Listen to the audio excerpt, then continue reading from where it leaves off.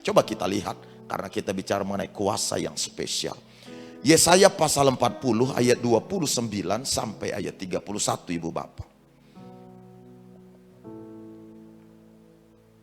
Kita membaca Alkitabnya sama-sama, Ibu Bapak temukan kitab Yesaya pasal 40 ayat 29 sampai dengan ayat 31. Dalam hitungan ketiga kita baca bersama-sama Ibu Bapak, 1, 2, 3. Dia memberi kekuatan kepada yang lelah dan menambah semangat kepada yang tiada berdaya. Orang-orang muda menjadi lelah dan lesu, dan teruna-teruna jatuh tersandung. Tetapi orang-orang yang menanti-nantikan Tuhan mendapat kekuatan baru. Mereka seumpama Raja Wali yang naik terbang dengan kekuatan sayapnya. Mereka berlari dan tidak menjadi lesu. Mereka berjalan dan tidak menjadi lelah. Perkenankan saya lebih dahulu memberitahukan kepada Ibu Bapak gambaran-gambaran yang saya tangkap yang akan terjadi atau yang akan ada di depan berdasarkan browsing saya dan pembelajaran saya melalui berbagai media yang saya lihat. Nah, percaya apa tidak percaya Bapak Ibu, tuntutan serta tantangan zaman ke depan tentu akan semakin berat dan akan semakin kompleks. Kita tidak bisa mengira bahwa tuntutan dan tantangan zaman ke depan ini akan jauh lebih sederhana dibanding tahun-tahun sebelumnya. Saya melihat bahwa kemungkinannya adalah tuntutan ke depan, tantangan ke depan lebih berat dan lebih kompleks. Lebih kompleks artinya hampir di seluruh area kehidupan kita akan mengalami tantangan dan tuntutan-tuntutan yang besar. Bagaimana kita mengetahui dan apa dasarnya atau alasannya? Nah, ini yang saya ingin sampaikan. Beberapa faktor yang bisa saya tuangkan yang menjadi penyebab kenapa tantangan dan tuntutan ke depan di 2024 ini semakin besar dan semakin kompleks. Pertama, perkembangan teknologi yang begitu cepat dan begitu masif. Di dunia luar sekarang sudah era 5.0. Kita masih 4.0 Indonesia. Padahal sebenarnya sudah ada di era 5.0. Nah, apa itu era itu memang begitu istilahnya Ibu Bapak. Nanti saudara searching lah ya, belajar lagi Ibu Bapak. Nah, kemudian Ibu Bapak, di samping tingkat perkembangan teknologi ini yang begitu cepat, begitu masif Ibu Bapak, begitu pula disusul dengan perkembangan pengetahuan yang juga bertumbuh dengan luar biasa. Pengetahuan-pengetahuan yang kita kira kemarin lalu sebuah kebenaran, ini yang betul, ternyata sudah berubah. Sudah ada lagi temuan yang baru. Ada lagi pengetahuan yang dalam istilahnya disebut pengetahuan yang terbarukan. Teori yang terbarukan atau pengetahuan yang terkini Ibu Bapak. Nah, karena itu pengetahuan itu tidak pernah stagnan. Dia tidak pernah pasif. Dia terus berkembang, dia berdinamika Ibu Bapak. Nah, karena itu pengetahuan terus berkembang begitu cepat di semua, hampir di semua area dan usia berhadapan atau diperhadapkan dengan hal ini. Ditambah lagi dengan ketidakpastian. Nah, ini malah lebih berat, ini lebih jelas Ibu Bapak. Apapun sekarang tidak ada yang bisa dipastikan. Tidak ada yang pasti. Kita mau bilang pegang janji orang, semua bisa berubah. Kita mau lihat bisnis hari ini menjanjikan bisnis A, tidak lama berubah. Kita mengira bahwa bisnis yang ini lebih tepat, lebih menguntungkan, dan lebih sesuai dengan kemampuan kita. Lalu ketika kita mulai mencoba masuk di area itu, ternyata ada perubahan-perubahan dan bertolak belakang dengan apa yang kita pikirkan. Demikian pula dengan pasangan, dengan komunikasi, dengan kerjasama dan lain sebagainya. Begitu mudah semuanya berubah karena ketiadaan kepastian. Dan ini tantangan di seluruh dunia, di semua lembaga termasuk gereja Ibu Bapak. Nah, oleh karena adanya poin-poin ini baru poin-poin dangkal saja yang saya kemukakan yang menjadi faktor penyebab bagaimana tuntutan dan tantangan semakin besar dan semakin kompleks ke depan. Dampaknya kita lihat sebentar ibu bapak. Dampak daripada tuntutan, tantangan yang semakin besar, atau ketiadaan kepastian pengetahuan dan perkembangan teknologi yang begitu cepat dan masif ini, maka dampaknya adalah terjadinya perlambatan di berbagai area, termasuk di bisnis. Di samping terjadi perlambatan di berbagai area, juga kita melihat kemandekan di berbagai bidang. Sebab kita sudah tidak bisa lagi menebak, menduga. Kalau kita lakukan tahap A, tahap B, tahap C, maka kita akan bisa bergerak lebih baik, lebih aman dari yang lain. Semuanya bisa berubah. Kemudian pencapaian target juga menjadi bertambah berat. Ini tidak hanya di bagian bisnis atau di bagian perusahaan-perusahaan tertentu ibu bapak, tapi hampir di semua aspek kehidupan. Saudara bisa melihat juga gereja hari-hari ini mengalami pergumulan yang berat. Di semua kota-kota besar gereja itu berhadapan dengan tantangan-tantangan yang diperhadapkan dengan ini. Khususnya pasca pandemi kemarin. Memang secara umum sudah pulih, tetapi gereja masih menyisakan banyak persoalan dan banyak permasalahan. Karena sudah terlanjur biasa ibadah online, akhirnya banyak orang-orang sekarang lebih menikmati ibadah online. Kita hampir tidak bisa membedakan mereka menikmati ibadah online atau nonton ibadah online. Sudah tidak bisa dibedakan sekarang. Ini masih pergumulan yang tersisa ibu bapak. Nah, luar biasanya saudara-saudara, kalau kita melihat tantangan yang ada ini, faktor-faktor penyebabnya, kemudian dampak yang terjadi.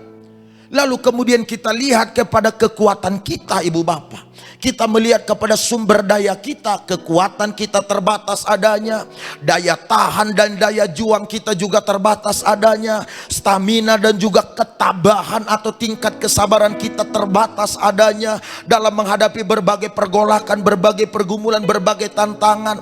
Demikian pula dengan dalam menghadapi berbagai permasalahan yang terjadi di internal. Daya tahan kita terbatas, daya sabar kita terbatas, ketabahan kita terbatas, daya juang dan stamina kita terbatas ibu bapak. Nah, oleh karena itu saudara-saudara, kita terkibur karena ada berita baik dari kitab suci kita, dari ayat Alkitab yang kita baca. Walau daya tahan kita terbatas, stamina kita terbatas, ketabahan dan kita juga terbatas, bahkan juga kemampuan kita di dalam menghadapi, mengatasi semua permasalahan dan pergumulan yang terjadi terbatas adanya. Dan memang begitu faktanya ibu bapak. Tetapi berita baiknya adalah karena ternyata Yesaya pasal 40 ayat 29 yang kita baca memberitahukan bahwa Tuhan memberi kekuatan kepada yang lelah. Tuhan menambah semangat kepada yang tiada berdaya. Bayangkanlah ibu bapak, mudah sekali kita sekarang mendengar orang berkata, saya sudah tidak kuat lagi, saya sudah capek, saya sudah lelah, saya sudah tidak mampu lagi. Pada umumnya kalimat ini mewarnai percakapan keseharian orang, baik dalam komunikasi telepon maupun dalam komunikasi langsung ibu bapak. Kalimat-kalimat ini mewarnai pembicaraan di setiap aktivitas sehari-hari. Luar biasanya kawan, Allah kita adalah Allah yang hebat dan luar biasa, tak terbatas. Dia tahu bahwa kita akan berhadapan dengan kelelahan. Dia tahu stamina kita terbatas adanya. Dia tahu ketabahan kita pun terbatas adanya.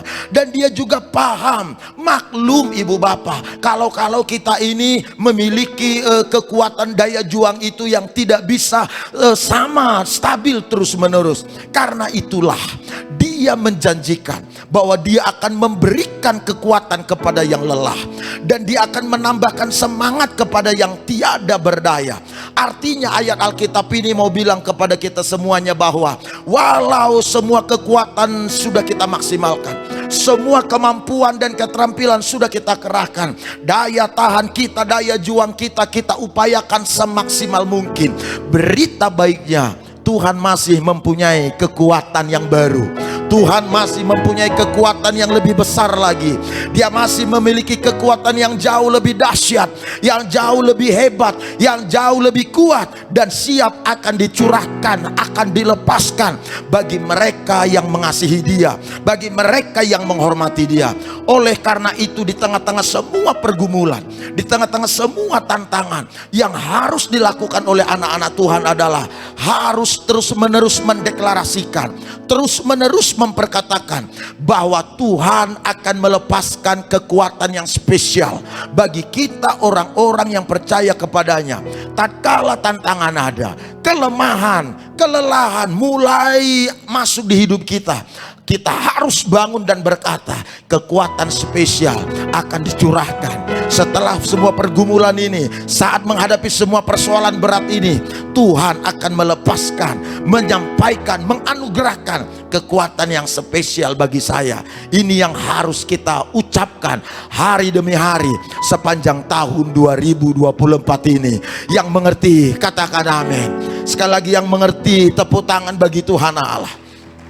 Nah, ibu bapak, bagaimana Tuhan akan melepaskan kekuatan yang spesial? Saya melihat berbagai kasus di Alkitab, dan kekuatan spesial selalu datang menolong anak-anak Tuhan yang sedang membutuhkan kekuatan spesial dimaksud. Coba kita melihat apa yang dicatat dalam 1 Raja-Raja pasal 18, ibu bapak. Mari, 1 Raja-Raja pasal 18. Yuk kita klik, kita buka bersama-sama.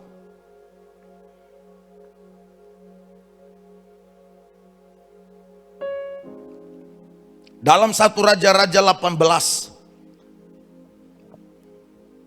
ayat 41. Perhatikan, saya coba sampaikan pada ibu bapak seperti apa keadaan yang terjadi sebelum kita sampai kepada pemahaman Tuhan melepaskan kekuatan yang spesial pada kala itu, sebelum kita tiba pada momen itu. Nah, dalam 1 Raja-Raja pasal 18, pasal 19, karena ini dua pasal yang tidak lepas ibu bapak. Dalam dua pasal itu kita diberitahukan bagaimana musim kemarau panjang terjadi di seluruh tanah Israel dan tanah Samaria. Kemarau panjang itu 3,5 tahun lamanya.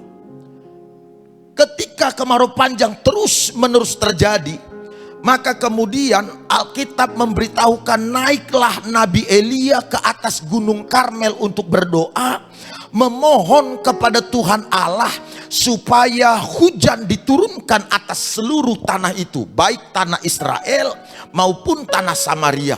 Supaya dengan turunnya hujan, maka bangsa Israel dan Samaria terhindar dari yang namanya mati kelaparan, serta mereka segera bisa bercocok tanam untuk kelangsungan hidup mereka. Demikian ibu bapak, ketika Elia berdoa di Gunung Karmel, tapi ternyata tidak ada apapun yang terjadi. Coba lihat ayat 41. Kita mulai pembacaannya ibu bapak saudara. Ayat 41 sampai ayat 43. Kita baca 2-3 iya. Kemudian berkatalah Elia kepada Ahab, pergilah, makanlah dan minumlah, sebab bunyi derau hujan sudah kedengaran. 42. Lalu Ahab pergi untuk makan dan minum. Tetapi Elia naik ke puncak Gunung Karmel, lalu ia membungkuk ke tanah dengan mukanya di antara kedua lututnya. 43. Setelah itu ia berkata kepada bujangnya, naiklah ke atas, lihatlah ke arah laut. Bujang itu naik ke atas, ia melihat dan berkata, tidak ada apa-apa. Kata Elia, pergilah sekali lagi. Demikianlah sampai 7 kali. Nah oke, sampai di situ dulu ibu bapak. Ketika Elia naik ke Gunung Karmel berdoa, bersujud minta supaya hujan turun. Karena dia sudah terlanjur ngomong di ayat 41 kepada Raja Ahab bahwa hujan akan turun. Padahal dia belum tahu bahwa hujan akan turun, kemarau panjang terjadi. Tapi Elia bicara. Ketika Elia bicara kepada Ahab, hujan akan turun, yang dilakukan Elia, dia doa. Dia minta pada Tuhan. ketika dia doa, dia bawa hambanya, lalu dia ngomong sama hambanya, "Hambaku, coba lihat di langit, kamu pantau, perhatikan, lihat dan awasi keadaan cuaca. Apakah ada tanda-tanda perubahan? Apakah akan ada kemungkinan semakin gelap? Apakah ada kemungkinan awan menutupi langit yang cerah ini? Ataukah ada kemungkinan tanda-tanda lain yang menjelaskan bahwa hujan akan segera turun?" Aku akan berdoa di sini. Dia berdoa, dia nanya kepada hambanya, "Bagaimana, sudah ada tanda-tanda perubahan di langit?" Hambanya bilang, "Belum ada, Tuhan." Doa lagi dia, lihat lagi, "Bagaimana?" "Belum ada, Tuhan." Demikian seterusnya sampai 7 kali. Lalu kemudian ayat berikutnya, ibu bapak, pada kali ke-7, kita lihat ayat 44 sekarang. Mari kita baca bersama-sama sampai 45. Pada ke-7 kalinya berkatalah bujang itu, "Wah, awan kecil sebesar telapak tangan timbul dari laut." Lalu kata Elia, "Pergilah, katakan kepada Ahab, pasang keretamu dan turunlah, jangan sampai engkau terhalang oleh hujan." 45. Maka dalam sekejap mata langit menjadi kelam oleh awan badai, lalu turunlah hujan yang lebat. Ahab naik kereta lalu pergi ke Yisrael. Garis bawahi kalimat terakhir. Ahab naik kereta lalu pergi ke Yisrael. Pada kali ke-7, ibu bapak, ternyata langit mulai berubah. Ada muncul awan setelapak tangan. Tadinya cerah, biru sekali, ibu bapak. Lalu si hamba Elia berkata, "Ada tanda perubahan di langit." Awan setelapak tangan muncul. Tapi coba lihat ibu bapak, awan setelapak tangan muncul di atas langit, kan tidak bisa dijadikan tanda atau kesimpulan bahwa hujan akan segera turun, ibu bapak. Tapi itulah hebatnya percayanya Elia. Walau cuma kecil tanda itu, dia yakin ini mukjizat akan terjadi, begitu kira-kira. Kemudian Elia segera ngomong kepada hamba yang memberitahu itu bahwa awan setelapak tangan muncul. Elia berkata, "Segera pergi temui Raja Ahab." Kelihatan dia tetap tidak percaya kalau hujan akan segera turun. Suruh dia naik kereta supaya tidak terhalang hujan deras. Maka Elia pergi naik kereta ke Yisrael. Tahu ibu bapak, ini menariknya. Yisrael ini kota apa? Saya mempelajari di kitab Perjanjian Lama, Yisrael ini adalah kota paling kuat dalam pertempuran, kota paling disegani, karena Yisrael memiliki tentara-tentara atau memiliki kuda-kuda yang larinya begitu cepat. Sehingga kalau ada orang ingin menyerang Yisrael, itu sebuah keuntungan bagi Yisrael. Karena akan dengan mudah mereka melalap habis lawannya. Yang paling terkenal di kota Yisrael itu adalah kuda yang larinya cepat. Tahu ibu bapak, seorang raja naik kuda tentulah kuda yang terbaik, bukan? Bukan kuda sembarangan ibu bapak, kuda yang terbaik dalam hal lari, dalam hal stamina dan lain sebagainya, kuda yang terlatih.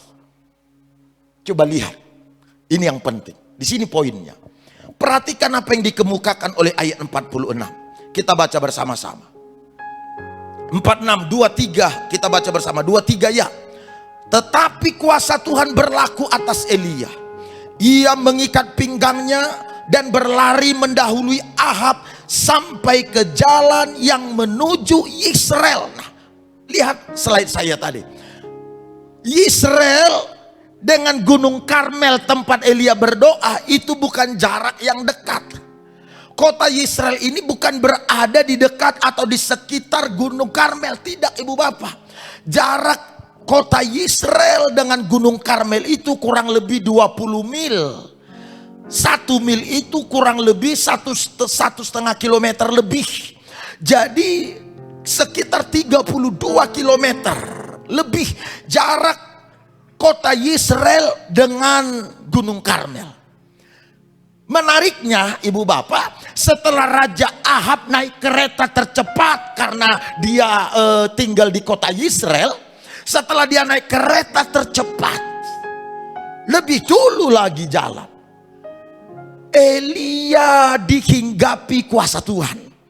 Elia dipenuhi kuasa Tuhan.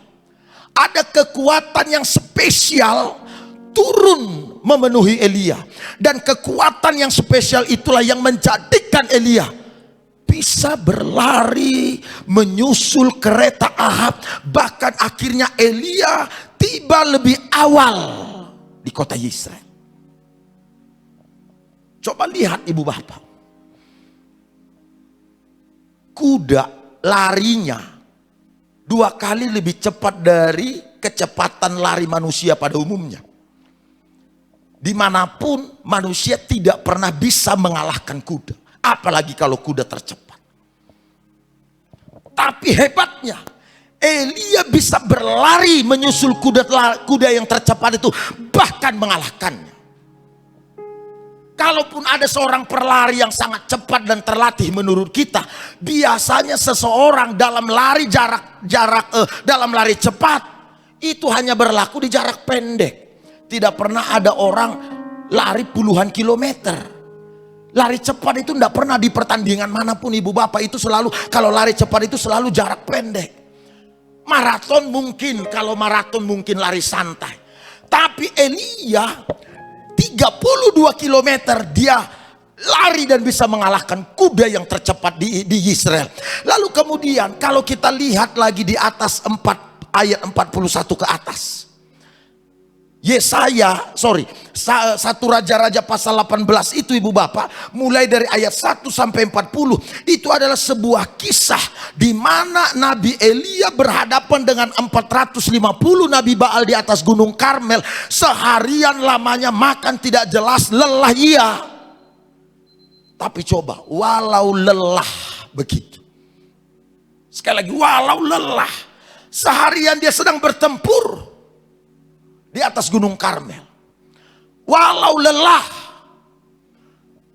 ternyata Elia bisa berlari lebih cepat dibandingkan dengan kereta kuda yang ditunggangi oleh Raja Ahab. Apa yang terjadi? Itu kekuatan spesial dari Tuhan turun atas Elia. Saya yakin kekuatan yang sama yang akan dilepaskan atas kita hari-hari ini ke depan. Asal saudara menghormati Tuhan, mengasihi Tuhan, asal saudara mencintai Tuhan, kekuatan spesial ini yang tidak bisa saudara dapatkan dengan mengkonsumsi stamina apapun, dengan mengkonsumsi obat jenis apapun, suplemen jenis apapun, dengan saudara berlatih seperti apapun, saudara tidak akan pernah bisa menang menghadapi atau bertanding berlari dengan seekor kuda tercepat. Tapi karena kekuatan spesial Tuhan, kuasa khusus Tuhan yang disimpan ini dilepaskan atas kita, saudara bisa mencapai lebih awal dari orang-orang yang sudah lebih dahulu mengerjakan banyak hal. Doa saya, keberhasilan yang sama, kekuatan yang sama, kemenangan yang sama yang turun atas kita sekalian. Yang percaya katakan amin. Karena itu ibu bapak, ketika saudara lelah, saudara tergoda menyerah, dengar, ingat ini, Tuhan masih punya kekuatan spesial, kekuatan yang khusus yang siap dia lepaskan atas kita. Mari kita berikan tepuk tangan bagi Tuhan Allah kita. Tuhan masih punya kekuatan khusus.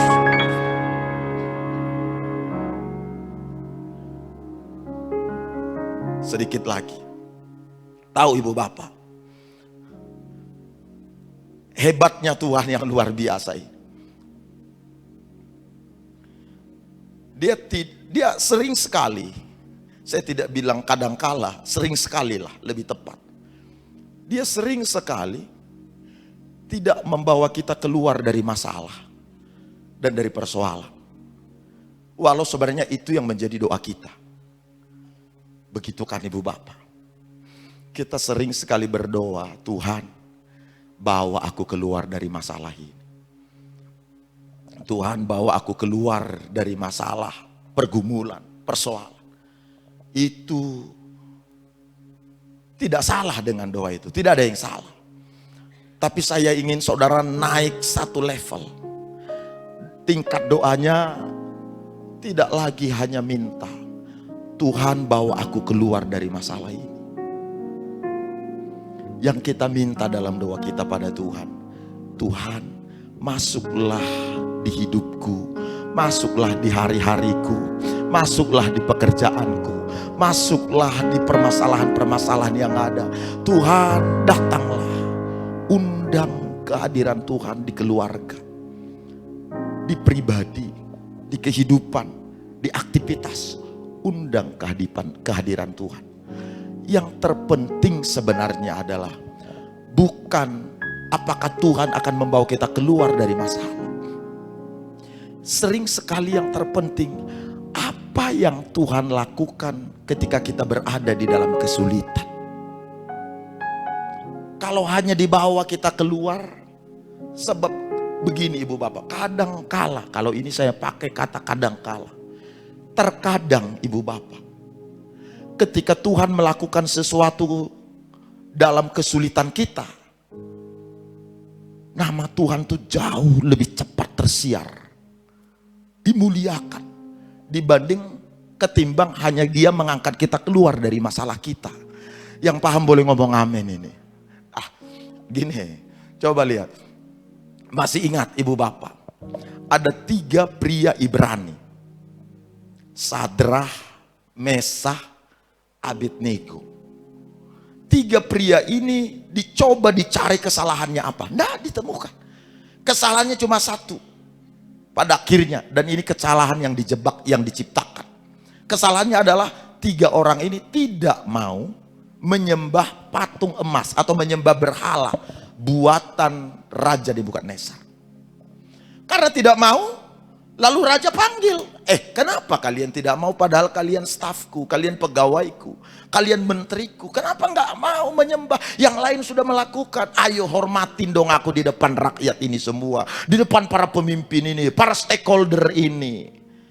Sadrah, Mesah, Abednego bilang, tidak tuanku, kami tidak akan menyembah. Kalau kalian tidak menyembah, raja mulai marah. Kalau kalian tidak menyembah, maka kalian akan dihukum mati. Ada api perapian yang sudah disiapkan. Kami tidak khawatir tuanku raja. Tuhan pasti menolong kami. Dan kalaupun Tuhan tidak tolong, coba lihat nih hebatnya. Kalaupun Tuhan tidak tolong, kata mereka, kami tidak akan menyembah berhala ini. Baiklah kalau begitu, diizinkan, ditangkap, diikat. Dipanaskan apinya 7 kali lipat. Ibu, Bapak pernah tangannya kesentuh sama api kompor gas ya? Itu lembut apa perih? Begitu kesentuh saya, panas minta ampun. Itu baru api kompor gas. Belum api biasa dan api yang dipanaskan sampai 7 kali lipat. Saking panasnya, Alkitab menjelaskan, orang yang melempar mereka, bam, orangnya mati. Yang melempar. Padahal itu posisi lempar, jarak lempar tentu punya jarak yang aman dong. Tapi ketika dilempar dari posisi jarak aman, orang yang melempar mati duluan. Kesambar. Bam. Hebatnya begini, ini dia. Ini yang aku bilang, Tuhan itu punya kekuatan khusus yang Dia simpan. Karena akan Dia lepaskan pada musim-musim khusus, pada saat-saat khusus. Saudara tahu apa? Ketika Sadrah, Mesah, Abednego, 3 pria Ibrani ini masuk di perapian yang menyala-nyala. Laporan kitab suci kita, tak sehelai rambut pun terbakar. Wah, ini hebat. Saya bilang, ini hebat. Bisa kan Tuhan bawa mereka keluar dari masa sulit itu?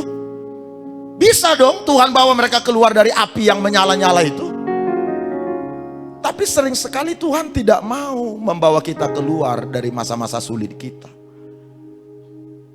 Dia pengen supaya kita mengundang Dia di masa-masa sulit kita. Apa yang terjadi kata Alkitab? Raja kagum, takut, gemetar. Seluruh bangsa itu menyembah kepada Tuhannya Sadrah, Mesah, dan Abednego. Setelah melihat keajaiban itu, setelah melihat kuasa yang spesial itu dilepaskan. Saya lupa, ada satu yang terbakar. Dari antara 3 orang ini, ada bagian yang terbakar. Apa itu? Tali yang mengikat mereka. Hanya itu yang terbakar. Tali yang mengikat mereka, yang membuat mereka tidak bisa menyembah, tidak bisa berkarya, tidak bisa berkemenangan, tidak bisa keluar. Tali ini hangus. Saya berharap ibu bapak ada di posisi ini. Kita butuh kuasa spesial Tuhan turun atas hidup kita hari demi hari, turun atas keluarga kita, turun atas usaha dan pekerjaan kita, sehingga walaupun perkiraan para pakar bahwa tantangan kita kompleks, banyak orang tergoda menyerah, janji Alkitab, Dia akan memberikan kekuatan kepada yang lelah dan memberikan kekuatan kepada yang tidak berdaya, yakni mereka yang menanti-nantikan Dia. Tepuk tangan bagi Tuhan Allah. Karena itu ibu bapak, tidak ada alasan bagi kita tidak eksis di 2024. Walau persoalan banyak, masalah berat, tantangan di mana-mana, tuntutan kompleks, tidak ada alasan bagi kita untuk tetap terpuruk, untuk tidak menghasilkan karya-karya yang hebat, untuk kita bisa khawatir, was-was, jaga-jaga, mikir-mikir. Tidak. Kita punya Tuhan yang hebat, yang menyediakan kekuatan yang tidak terbatas setiap saat bagi mereka yang mengasihi Dia. Doa saya, biarlah 2024 ini saudara berlari lebih cepat, mencapai lebih cepat, bergerak lebih cepat, bahkan lebih cepat dari tantangan, lebih cepat dari masalah, lebih cepat dari musuh, lebih cepat dari yang sudah lebih dahulu mengerjakannya. Saudara bisa melihat capaian-capaian yang jauh lebih cepat. Tuhan memberkati kita sekalian. Saya mengajak kita bernyanyi, kita menyembah Tuhan. Haleluya.